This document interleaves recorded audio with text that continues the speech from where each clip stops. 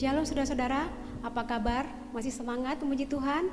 Walaupun kita masih beribadah online, tapi tidak mengurangi rasa bersyukur kita kepada Tuhan. Saat ini kita mari menyembah, lebih dalam lagi menyembah, datang kepada Tuhan. Masih semangat saudara-saudara?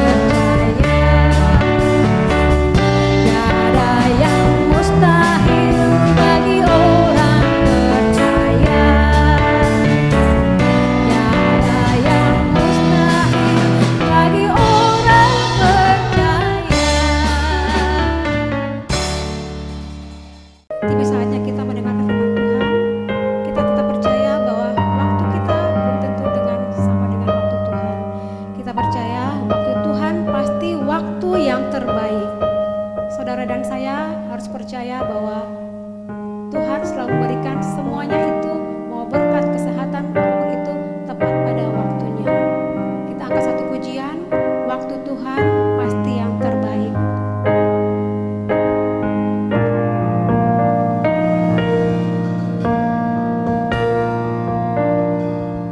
Bila kau izinkan sesuatu terjadi, ku percaya semua untuk kebaikanku. Bila nanti telah tiba waktumu, ku percaya kuasa-Mu memulihkan hidupku. Waktu Tuhan pasti yang terbaik, walau kadang tak mudah dimengerti. Lewati cobaan, ku tetap percaya waktu Tuhan pasti yang terbaik.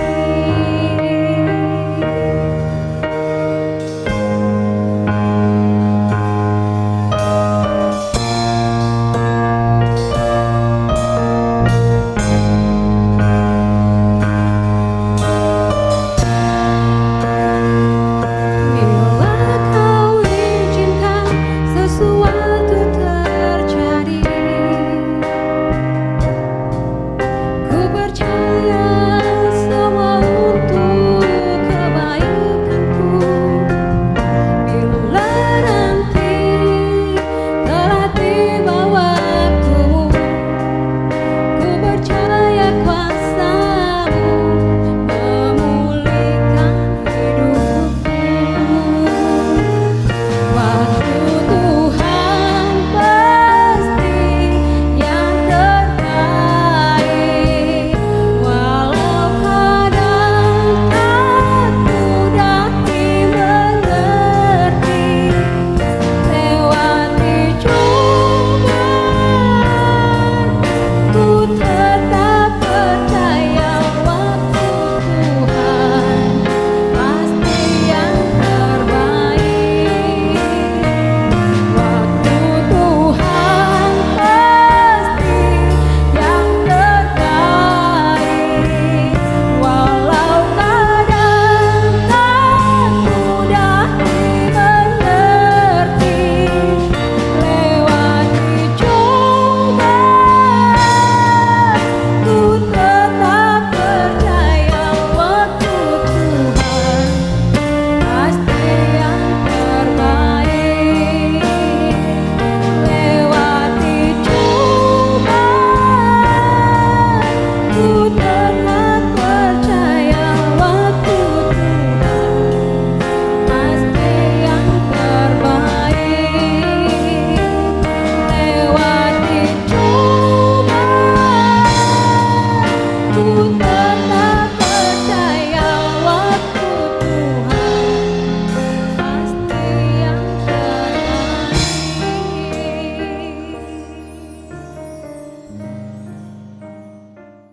Shalom Bapak Ibu Saudara yang dikasihi oleh Tuhan. Bagaimana kabarnya? Baik, luar biasa. Nah, itu memang seharusnya kita sebagai pengikut Kristus memperkatakan hal tersebut. Dan pada kesempatan hari ini, sebelum saya menyampaikan sharing atau renungan di dalam ibadah pada hari ini, mari saya undang semuanya untuk dapat tundukkan kepala. Terima kasih Tuhan Yesus, saat ini kami bersyukur bahwa kesempatan pada hari ini, bahwa kami diizinkan dan bahkan kami dapat merasakan kebaikan Tuhan. Dan lewat firman-Mu pada hari ini pun biarlah merema dalam kehidupan kami dan menjadi berkat buat kami. Dan biarlah kami juga bertumbuh, semakin hari semakin bertumbuh di dalam Engkau. Di dalam nama Tuhan Yesus Kristus, kami siap mendengarkan kebenaran firman-Mu. Haleluya. Amin.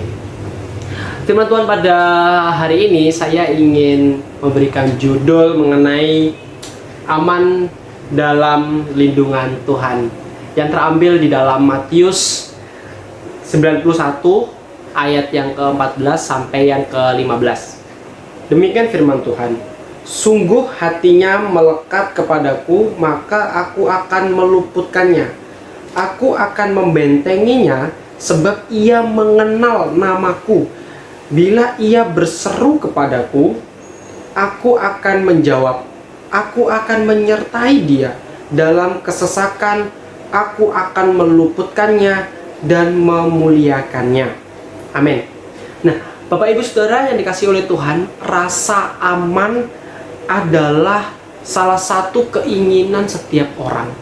Dan bahkan saya bisa mau katakan rasa aman itu adalah hal kebutuhan.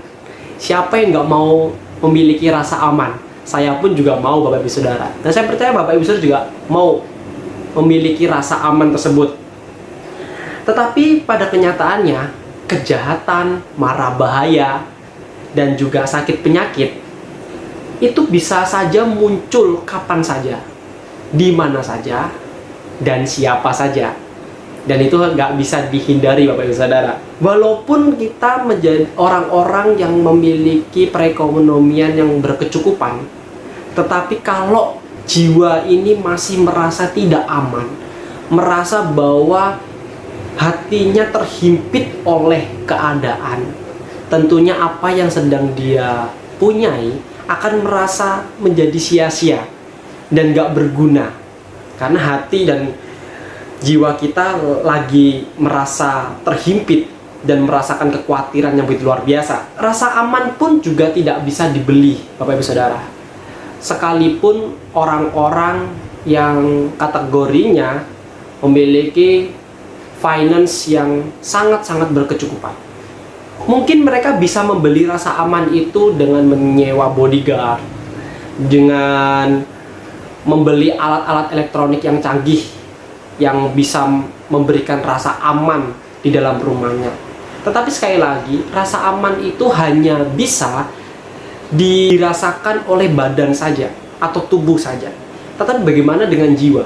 Lagi-lagi kalau apapun yang kita punyai sudah kita dapatkan, tapi kalau jiwa merasa tidak aman, tidak nyaman, akan merasa sia-sia. Semuanya akan menjadi hal yang tidak berguna. Di dalam Mazmur 18 ayat 1 sampai 3 ini menceritakan bagaimana nyanyian syukur Daud. Pasti Bapak Ibu Saudara mengenal kisah-kisah Daud dan pengalaman-pengalaman Daud. Coba kita akan tengok di dalam Mazmur 18 ayat yang pertama sampai ayat yang ketiga. Demikian firman Tuhan, untuk pemimpin biduan dari hamba Tuhan, yakni Daud, yang menyampaikan perkataan nyanyian ini kepada Tuhan. Pada waktu Tuhan telah melepaskan dia dari cengkraman semua musuhnya dari tangan Saul. Ia berkata, aku mengasihi Engkau, ya Tuhan, kekuatanku, ya Tuhan, bukit batuku, kubu pertahananku, dan penyelamatku, Allahku, gunung batuku, tempat aku berlindung, perisaiku, tanduk keselamatanku, kota bentengku. Bapak Ibu Saudara yang dikasihi oleh Tuhan, ayat ini sedang menunjukkan bagaimana kebesaran hati Daud terhadap apa yang sedang dialaminya. Kita tahu bahwa Daud prestasinya begitu luar biasa. Ya, Daud prestasinya sangat berharga dan bahkan bisa menjadi sebuah kebanggaan orang-orang Israel. Nah, tetapi hanya gara-gara prestasi Daud dan akhirnya Daud dipuja-puja, Saul nggak terima. Ya, singkatnya seperti itu ya, Saul tidak terima dan akhirnya Daud dikejar-kejar dan bahkan akan dibunuhnya. Daud menunjukkan kebesaran, menunjukkan kemuliaan hatinya, menunjukkan belas kasihannya dengan mengungkapkan nyanyian syukur di Mazmur pasal ke-18 ini. Saya membaginya beberapa bagian di mana Daud mengungkapkan adalah bukit batuku, yang artinya keamanan dan jaminan di dalam kekuatan Allah yang kokoh. Daud merasa aman jikalau dia berada bersama-sama dengan Tuhan. Kalau bisa saya gambarkan bagaimana Daud selalu berpindah-pindah dari hutan ke hutan, dari goa ke goa, karena lari dari kejaran Saul. Siapa sih yang nggak khawatir kalau nyawanya diancam? Nah, yang kedua adalah kubu pertahananku, yang artinya lah tempat perlindungan dan keselamatan yang tidak dapat dimasuki musuh. Tuhan begitu kokohnya, bahkan disebutkan adalah kubu pertahananku, tidak ada musuh yang dapat menjamah si Daud. Berikutnya adalah penyelamatku, yang artinya adalah pelindung yang hidup. Berikutnya perisaiku, Allah yang berdiri di antara kita dan bahaya. Kalau kita saat ini merasa sedang terhimpit oleh satu masalah dengan orang lain, Bapak Ibu Saudara, kita bisa mengatakan adalah Tuhan adalah perisaiku, karena Allah berdiri di tengah-tengah kita, di antara kita ataupun di antara musuh kita. Saya mau tekankan bahwa kehidupan kita di dunia ini bukan hanya di lingkungan kawanan domba, tetapi juga di lingkungan serigala. Ya bisa, kan semuanya kan nggak malaikat, semuanya kan nggak kawanan domba. Ada di luar malaikat, ada juga kawanan-kawanan serigala. Kita perlu pahami itu, Bapak Ibu Saudara. Lalu Daud mengemukakan juga bahwa Ia adalah tanduk keselamatanku, artinya kekuatan dan kuasa kemenangan untuk membebaskan dan menyelamatkan kita. Lalu Daud juga mengungkapkan bahwa Dia adalah kota bentengku, sebuah tempat yang aman untuk mengangkat di atas bahaya kehidupan. Saya mau menggarisbawahi yang terakhir ini adalah kota bentengku.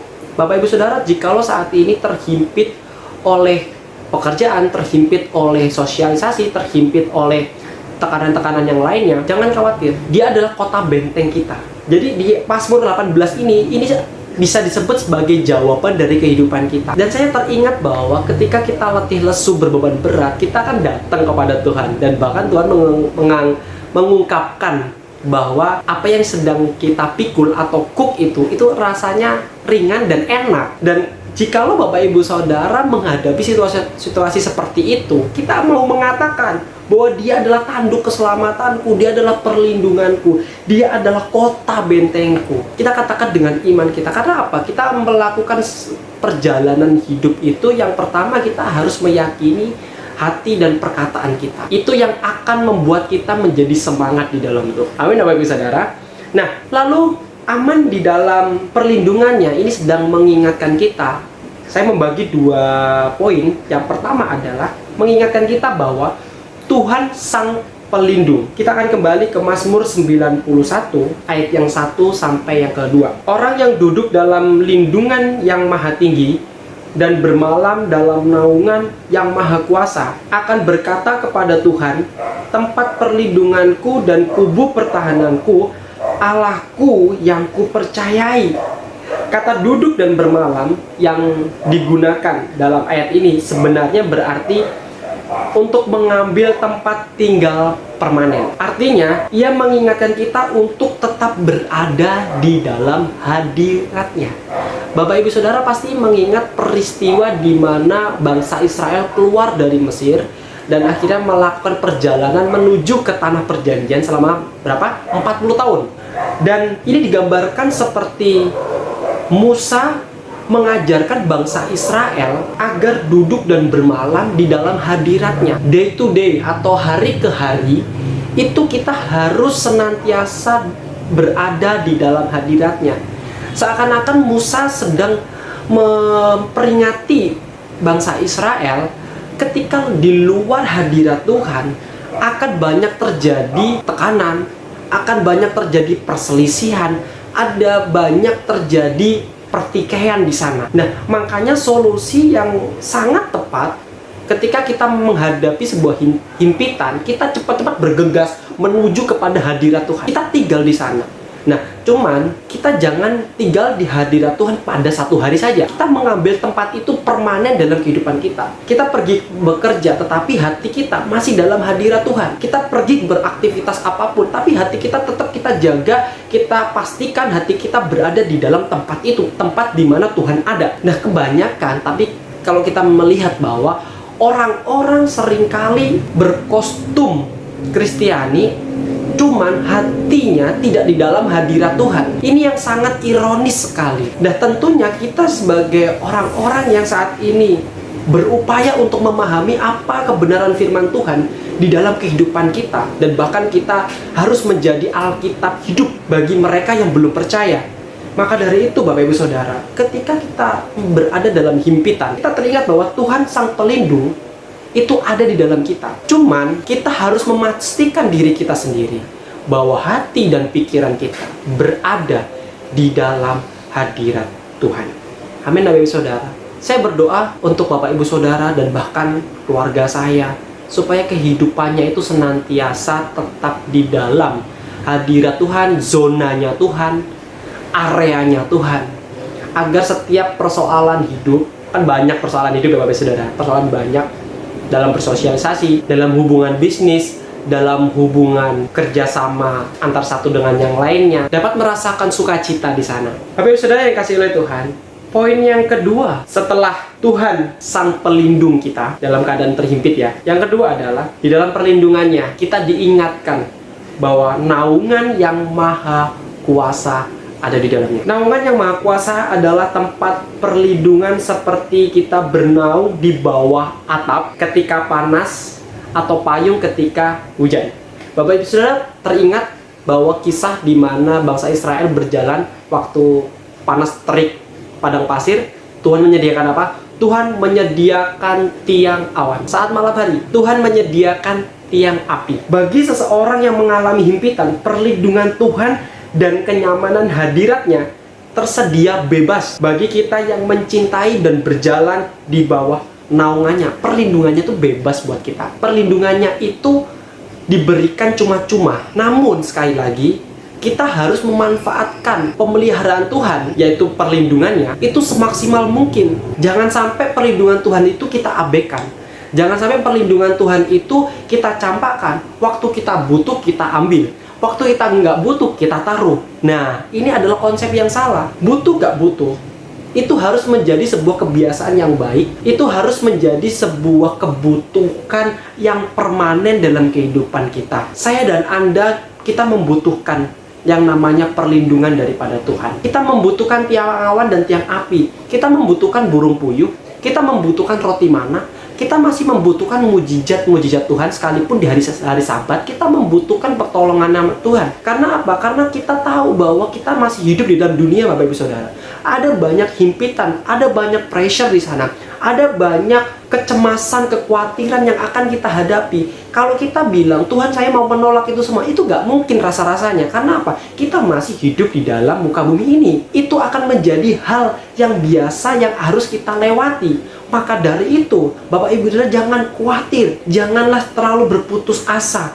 Karena setiap perjalanan Bapak Ibu Saudara, mungkin orang-orang di luar sana kita berjalan di padang gurun yang begitu panas, Tuhan masih menyediakan tiang awan buat kita.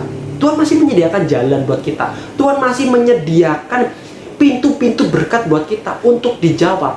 Kapan? Tunggu waktunya Tuhan. Dan jikalau orang-orang di luar sana mencemooh kita, mulutnya serasa seperti hujan deras, hujan yang lebat menyerbu kita, akhirnya membuat kita terintimidasi akan hal itu. Tenang Bapak Ibu Saudara, Tuhan masih menyediakan tiang api supaya apa? Hati kita itu dilemaskan, hati kita itu didamaikan. Kita bisa merasakan kasih di sana. Mungkin mulut mereka, mungkin cemooh mereka yang mereka hantarkan kepada kita terasa seperti tiba-tiba badan kita menggigil kedinginan. Tuhan masih menyediakan tiang api buat kita.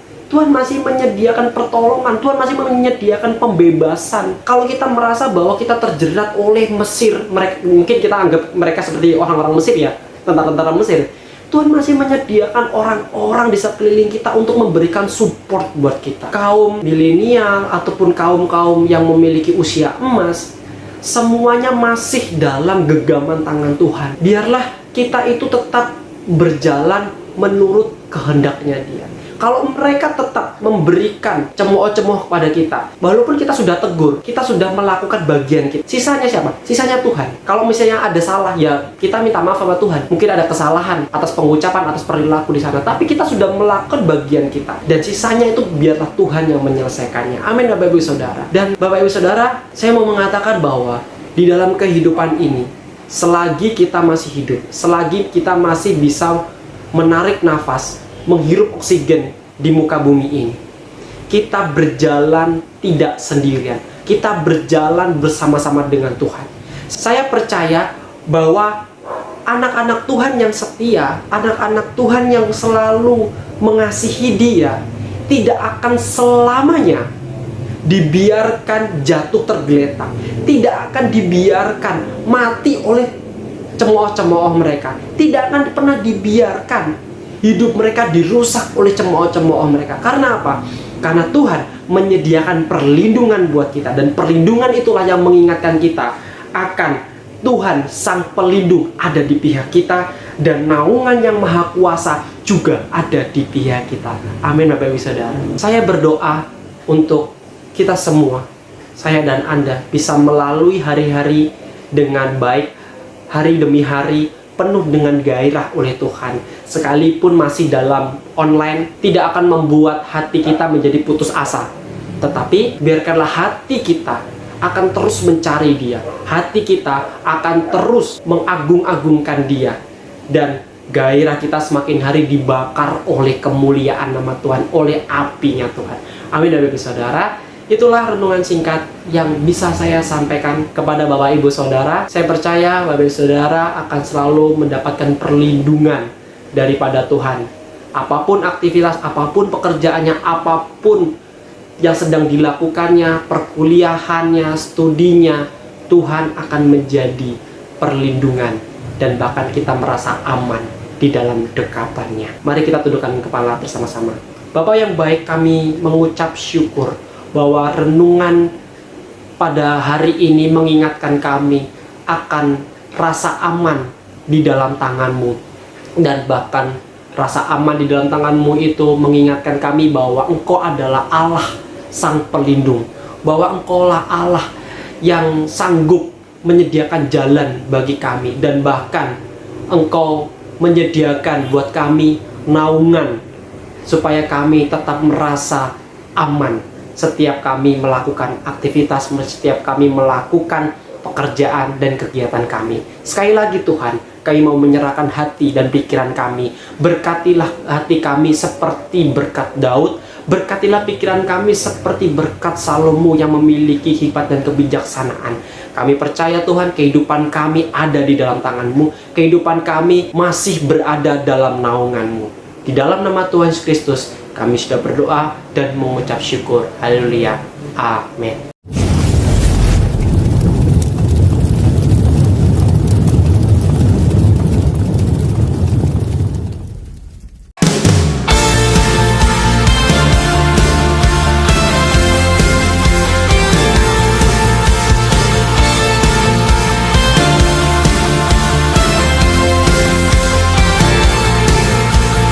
Kita dipilih dan dikuduskan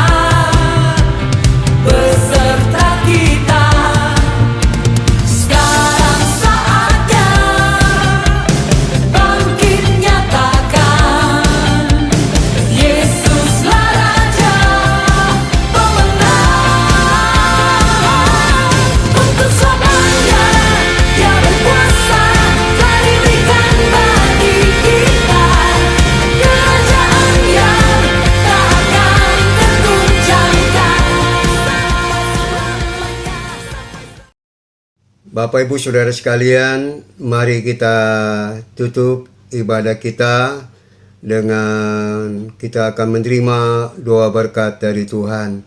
Bapa di dalam surga, terima kasih pada pagi ini Tuhan, kami sudah mendengarkan kebenaran firman Tuhan, bahkan kami sudah memuji, meninggikan nama Tuhan. Bapa, biarlah Engkau memberkati kami Tuhan di rumah kami masing-masing dengan kasih anugerah yang Tuhan sudah curahkan. Terima kasih Tuhan, Kau baik adanya, glory bagi nama Tuhan. Bapa, kiranya Engkau tolong kami akan melakukan apa yang Tuhan sudah ajarkan pada kami Tuhan, untuk kami boleh terus hidup dengan firman-Mu Tuhan. Terima kasih Bapa, kami bersyukur kepadamu. Mari sidang jemaat kita mengangkat tangan. Bapak Ibu Saudara sekalian, biarlah pada hari ini atau pagi ini kita akan menerima berkat dari Bapa Abraham, Bapa Ishak, Bapa Yakub. Dengan itu kita menerimanya dengan damai sejahtera daripada Allah Bapa, kecintaan Tuhan kita Yesus Kristus yang penuh kasih, bahkan persekutuan Roh Kudus menyertai kita mulai saat ini sampai Maranatha Tuhan Yesus datang yang kedua kalinya.